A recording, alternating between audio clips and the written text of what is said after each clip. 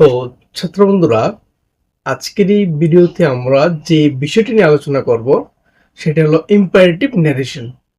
এবার imperative narration করার আগে আমাদেরকে জানতে হবে ইম্পারেটিভ সেন্টেন্স কি। ইম্পারেটিভ সেন্টেন্স হলো ওই সকল সেন্টেন্সগুলি যেগুলি দিয়ে আমরা সাধারণত আদেশ, অনুরোধ বা অর্ডার দিয়ে থাকি। তাছাড়া এই ধরনের সেন্টেন্সের দিয়ে কাউকে বারণ করা অর্থাৎ ফরবিড, কোনো কিছু চাওয়া আর্জ, কাউকে উৎসাহিত করা এনকারেজ, এবং তোমার আরো বিভিন্ন কাজ করা হয় যেরকম সাজেশন অর্থাৎ কোনো একটা জিনিস প্রপোজাল দেওয়া বা কোনো কিছু বিশেষ করে অনুনয়ের সাথে চাওয়া যেরকম বেগিং, এবং তোমার হলো কি আস্ক, কোনো কিছু এমনিতেই সাধারণভাবে জানতে চাওয়া। এবারে কথা হলো আমরা কিভাবে কোনো একটা সেন্টেন্স দেখে চিনতে পারবো যে এটা ইম্পারেটিভ সেন্টেন্স। ইম্পারেটিভ সেন্টেন্স চেনার ক্ষেত্রে এক হলো আমরা যদি তার মিনিংটা বুঝে যাই, তাহলে আর না হয় তার স্ট্রাকচারের মধ্যে যদি আমরা এরকম দেখি যে শুরুতে কোনো সাবজেক্ট নেই, তাহলে সেটা ইম্পারেটিভ সেন্টেন্স হওয়ার সম্ভাবনা আছে। তাছাড়া লেট দিয়ে কোনো কথা বলা হলে সেটাও কিন্তু ইম্পারেটিভ সেন্টেন্সের মধ্যে পড়ে থাকে। চলো এবারে আমরা সেই ইম্পারেটিভ সেন্টেন্সগুলি ন্যারেশন হলে কিভাবে হবে সেগুলি একটি করে উদাহরণ নিয়ে আমরা বোঝার চেষ্টা করি।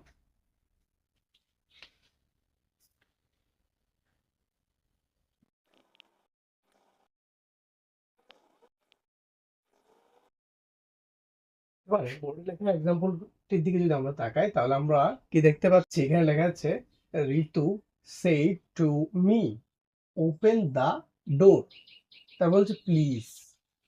এখানে দেখো সেন্টেন্সে ছোট হয়েছে ওপেন দ্য ডোর, কোনো সাবজেক্ট কিন্তু এখানে নেই। তার মানে এটা মি যে আছে তাকে বলছে কি ইউ ওপেন দ্য ডোর।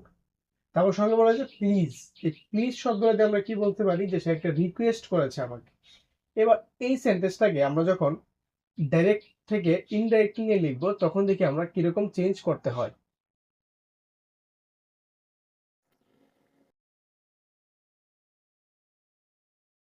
এবার যেহেতু আমরা দেখতে পাচ্ছি যে এখানে সে একটা রিকোয়েস্ট করেছে, এই জন্য আমাদের এই যে সেই টু বার্বটা বা রিপোর্টিং বার্বটা আমাদের রয়েছে, সেটা আমরা রিকোয়েস্ট বার্ব দিয়ে আমরা চেঞ্জ করব।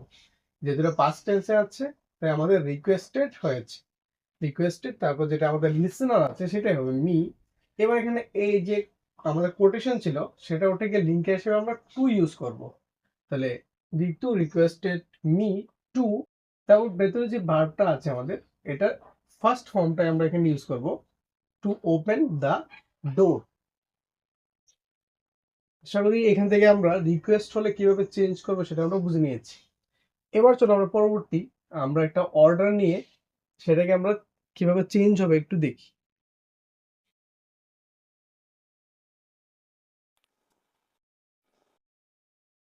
বোর্ডের এক্সাম্পলটি দিয়ে যদি আমরা লক্ষ্য করি তাহলে আমরা দেখতে পাচ্ছি the teacher said to the students, কি বললো? Let no one leave the class. Teacher বললো কেউ কিন্তু ক্লাস ছেড়ে যাবে না। তাহলে টিচার এখানে অর্ডার করেছে। এটা হলো এই যে আমাদের লেট দিয়ে শুরু হয়েছে সেন্টেন্সটা, এখান থেকে আমরা বুঝতে পারি কি এটা অর্ডার হয়েছে। তাছাড়া টিচার স্টুডেন্টকে অর্ডারই করতে পারে, উনি তো টিচার স্টুডেন্টের কাছে রিকোয়েস্ট করবে না, এই জন্য এটা একটা অর্ডার। এবার এটাকে আমরা চেঞ্জ করলে কিভাবে আমরা এটাকে নিয়ে ইনডাইরেক্টলি লিখবো, এবার সেই চেঞ্জটা করে আমরা একটু দেখি।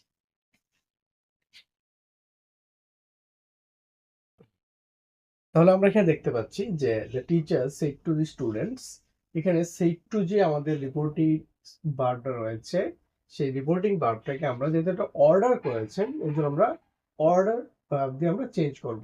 এটা পাস্ট টেন্সে আছে তাই এটা আমাদের ফার্স্ট টেন্সে হয়েছে। তো the teachers order the students that, এখানে যেহেতু অর্ডার হয়েছে এখানে টু লেখা যায়, আমরা দ্যাট দিয়ে লিখতে পারি লিঙ্ক হিসেবে। লেট দিয়ে শুরু হলে বেশিরভাগ ক্ষেত্রে আমাদের দ্যাট লিঙ্কে হবে। আর অন্যথায় যদি সাধারণ কোনো অর্ডার হয় তখন আমরা এখানে অর্ডার টু ইউজ করি। Order the students that no one, যেহেতু লেট দিয়ে শুরু হয়েছে তাহলে শুড লিখতে হবে আমাদের এখানে, শুড লিভ দ্য ক্লাস। এবার আমরা নর্মাল একটি অর্ডার যেখানে লেট দিয়ে হবে না, সাধারণ কোনো লাইন হবে, সেরকম একটা অর্ডার নিয়ে আমরা সেটাকেও চেঞ্জ করে দেখি কিরকম চেঞ্জ আমাদের এখানে আসে। মনে করো এখানে টিচারের একটা অর্ডার দিয়েছে, the teacher said to the students do it now. তো কি অর্ডার বলেছে? এক্ষুনি এটা করো। এখন এটা করো, তাহলে এটাকে আমরা যখন আমরা ইনডাইরেক্ট নিয়ে যাব তখন আমরা কিভাবে লিখব?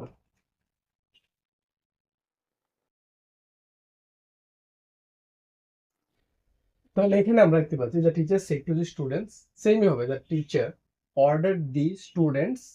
এইবার যেহেতু এখানে আমাদের নর্মাল ভার্ব দিয়ে শুরু হয়েছে লাইনটা, টু ভার্ব দিয়ে, এই জন্য আমরা এই কমাগুলিকে উঠিয়ে আমরা এখানে লিখবো to, order to do it. যেহেতু টু এর সাথে ভার্ব এক নম্বর ফর্মই হয় আমাদের, ডু ইট।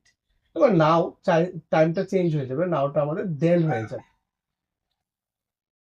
তাহলে আশা করি ইম্পারেটিভ সেন্টেন্সের আমরা কিন্তু রিকোয়েস্ট এবং অর্ডার এই দুটো বিষয় কিন্তু আমরা কিভাবে চেঞ্জ করবো ডাইরেক্ট থেকে ইনডাইরেক্ট, এগুলো আমরা শিখে ফেলেছি।